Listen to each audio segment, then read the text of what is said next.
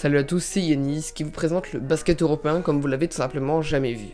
S'il y a quelque chose dont je ne m'attendais pas du tout, c'est à vous sortir un épisode des French Team cette semaine ou même aujourd'hui. Honnêtement, je m'attendais pas à voir les Metropolitans 92 éliminés aussitôt de l'Eurocoupe. Je vais débriefer tout ce qui s'est passé dans ce quart de finale. Ils se sont fait sweeper par Gran Canaria. Ne vous inquiétez pas, il va y avoir énormément de choses à dire, que ce soit en bien ou en moins bien. Et il y aura plus de moins bien que de bien, je suis désolé pour les Mets. Mais avant, petite parenthèse, sachez que j'ai peu l'habitude de le faire, mais en me baladant sur les données analytiques de mon YouTube Studio, je me suis rendu compte que vous étiez 75% à passer sur mes vidéos et à ne pas être abonné. Donc n'hésitez pas à vous abonner et à activer la cloche des notifications pour ne manquer aucune de mes prochaines vidéos. Ça m'apporte beaucoup de soutien, puis vous pourrez comme ça regarder mes prochaines vidéos. J'espère qu'ils vont être assez intéressantes et notamment il y a pas mal de gros sujets qui arrivent. J'en dis pas plus, mais restez connectés. Bon, on arrive dans une première partie qui est consacrée d'habitude au débrief et au bilan. Là, je vais carrément débriefer les deux matchs, puisque d'habitude je débriefe les séries qui sont en cours. Là, on va parler des deux matchs. Donc un premier match à domicile lors du quart de finale. Les Mets recevaient Gran Canaria. Un match accessible largement, même si les Mets vont être en panne totalement offensive, ils vont pas trouver là où pouvoir scorer, et c'est Gran Canaria qui va clairement prendre l'avantage dans ce match, jusqu'à mener de presque 10 points à la mi-temps. Ils vont faire un excellent retour troisième quart-temps, et au final, au quatrième quart-temps, il y a un petit sursaut d'orgueil du côté des Mets qui reviennent à 3 points, mais ils n'arrivent pas à maintenir l'écart, et les forces de Gran Canaria et le collectif notamment va payer et ils vont aller s'imposer 74-64. D'un point de vue défensif, c'est bien, bloquer Gran Canaria à 74 points c'est cool, mais par contre marquer que 64 points c'est très peu. Bon, lors du match retour, je suis assez positif puisque je me dis, allez, pourquoi pas une petite victoire aux Canaries pour relancer la série des Mets. Un match très serré mais dominé dans un premier quart-temps par les Mets. Ils vont prendre 6-8 points d'avance, notamment grâce à Shikoko et Brown. Je reviendrai sur ces deux joueurs un petit peu après.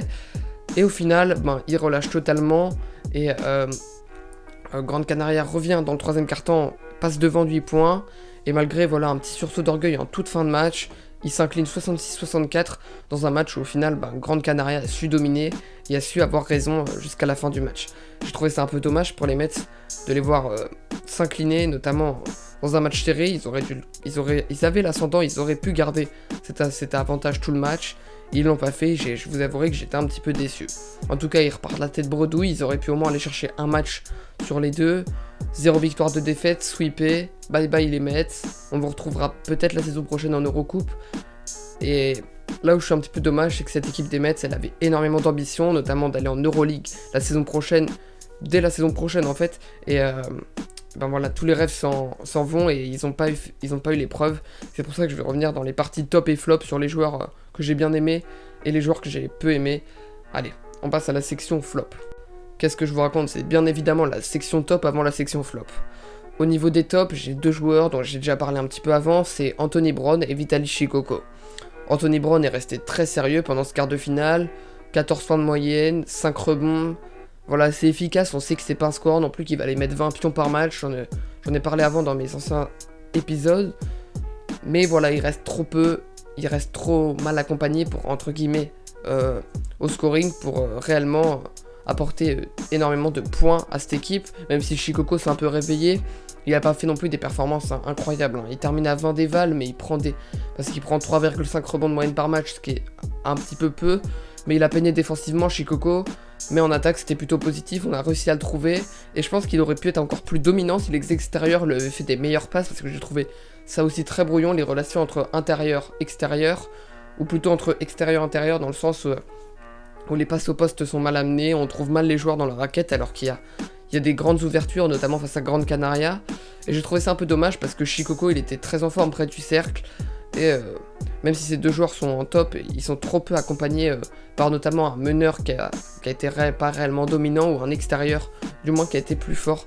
Et je trouvais ça assez dommage que ces deux joueurs soient pas accompagnés, parce qu'il y aurait un joueur qui aurait brillé un peu plus comme David Michino l'avait fait lors du top 16, et ça serait sans doute passé pour les Mets 92. On passe désormais dans la section flop, et même si j'ai choisi deux joueurs dans cette section, il y a quand même pas mal de joueurs qui auraient pu rentrer en flop.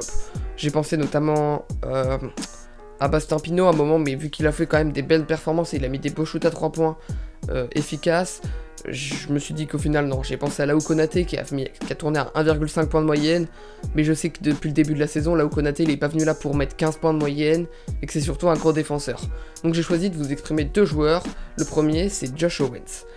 Arrivé en remplaçant Miralem Halilovic, un joueur de très grande qualité, excellent dans la raquette, un vrai monstre, hein, capable de monter au alley-oop, capable de finir prêt avec le contact. Il a été transparent.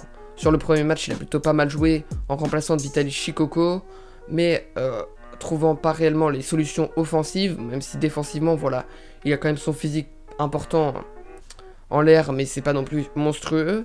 Et ben, Joros Dodge l'a remplacé par Neil Sako, et au final, au deuxième match, il a très peu joué. J'ai trouvé ça dommage, puisque Josh Owens arrivait vraiment avec une qualité, c'était vraiment un joueur taillé pour, et peut-être aussi qu'on l'a mal trouvé sur des relations, mais en tout cas, il a fait un quart de finale assez décevant globalement. Le deuxième flop, c'est Maxime Ross, un joueur que moi j'ai adoré, qui cette saison s'est révélé. Il a d'ailleurs connu sa première sélection en équipe de France, bravo à lui. Mais clairement, son top 16, son quart de finale a été dans la difficulté, dans le sens où il a trouvé certes quelque chose, mais défensivement il s'est fait un petit peu bouffer physiquement. Il a pas réussi à prendre de rebond réellement. Lui qui avait un statut de gros défenseur, il s'est fait vraiment enfoncer, il a pas réussi à prendre les rebonds, comme je répète. Il a peu trouvé les solutions offensives, il a quand même pas mal raté. Et je l'ai trouvé un petit peu dommage dans le sens où il aurait pu être largement au-dessus et vraiment apporter. Je pense notamment à Anthony Brown à côté de lui ou en Vitaly Chikoko, il aurait permis d'extérioriser le jeu et trouver sans doute des meilleures relations avec les intérieurs ou même les extérieurs pour qu'ils aillent finir au cercle. Bon, globalement, qu'est-ce que j'ai à vous dire dans cette dernière section? Je suis un petit peu déçu pour les Mets parce que c'était un club phare, un club qui a fait premier de saison régulière, premier du top 16, qui arrivait vraiment avec un rôle de leader et une sorte de régularité, contrairement à Grande Canaria qui est un club totalement irrégulier, que ce soit en début de saison où ils ont été assez mitigés, un top 16 un peu plus compliqué, ils se réveillent au dernier moment, et là un quart de finale parfait presque. Et ben je suis un petit peu déçu, voilà, parce que c'était largement accessible Grande Canaria, au moins d'arracher un match.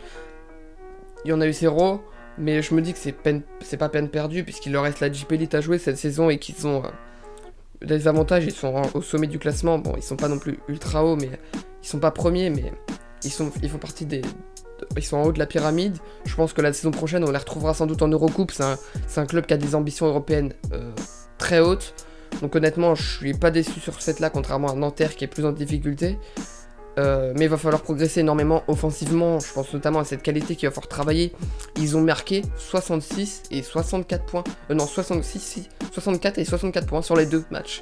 64 points de moyenne sur un quart de finale. On arrive en quart de finale d'Eurocoupe, on est dans un basket qui est de plus en plus offensif en Europe en tout cas. Va falloir scorer plus, va falloir trouver des points forts, des scoreurs, même si Michino n'était clairement pas dans son jour en quart de finale. Voilà, va falloir trouver un joueur capable de prendre en main le jeu et d'avoir les clés du camion. Il va falloir progresser offensivement.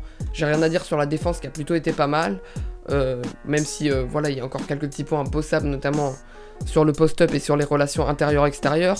Mais globalement, la défense elle est très positive. Donc la défense, oui, la défense est positive, mais il va falloir travailler vraiment offensivement et en attaque. En tout cas, il leur reste ce qu'ils savent à faire. C'est ce qu'il leur reste à faire pour aller le plus loin possible en Jeep Elite, et je leur souhaite tout le bonheur. Et je leur souhaite d'ailleurs de retrouver la compétition européenne de l'Eurocoupe la saison prochaine. Cet épisode se clôture. C'est un épisode où j'ai pas mal poussé un petit coup de gueule contre les Mets, mais je vous avouerai que c'est un petit peu normal. Voilà, ils ont été un petit peu en dessous de leur niveau habituel. Après, je suis très content, globalement c'est un club quand même que j'apprécie pas mal, que j'aime voir jouer. J'étais forcément un petit peu déçu de les voir perdre comme ça, mais je m'inquiète pas sur le fait qu'ils reviendront très vite à très haut niveau européen dès la saison prochaine et qu'ils seront progressés, amener les qualités. Peut-être que la blessure de Miralem Halilovic les a pas favorisés. Donc voilà. C'est un club globalement que j'aime. En tout cas, c'est une vidéo aussi un petit peu spéciale que je vous sors, parce que je vous la sors le lundi et c'est pas habituel. Il y aura tout de même une vidéo mercredi et samedi, vous inquiétez pas, donc n'hésitez pas surtout à vous abonner. On peut faire péter les scores si tout le monde s'abonne. Allez, moi je vous dis à la prochaine sur la chaîne de French Basket Europe. Reposez-vous bien.